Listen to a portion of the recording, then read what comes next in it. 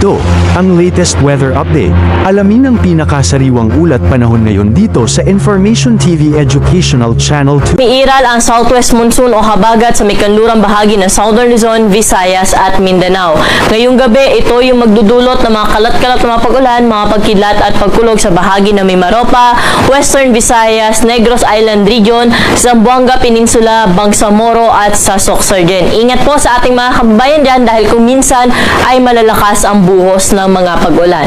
Samantalang dito sa atin sa Metro Manila, pati na rin sa nalalabing bahagi pa na ating kapuluan, ay mataas ang tsansa ng pag-ulan. Ngayong hapon hanggang mamayang gabi po ito, dala ng mga localized thunderstorm. Pwede po natin i-monitor yung ating mga babala o mga thunderstorm advisories na nilalabas po natin sa ating social media accounts at pinopost na rin po natin ito sa ating website. Samantala, yung bagyo na ating binabantayan ay mas lumakas pa at ngayon ay nasa typhoon category na po, no?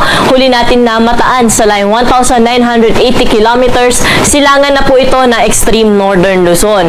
At kung makikita natin sa ating satellite imagery ay sobrang layo po nito sa ating Philippine landmass kaya hindi natin inaasahan na ito ay magkakaroon ng direct na epekto sa anumang bahagi ng ating bansa at hindi na rin natin ito inaasahan na papasok na ating area of responsibility.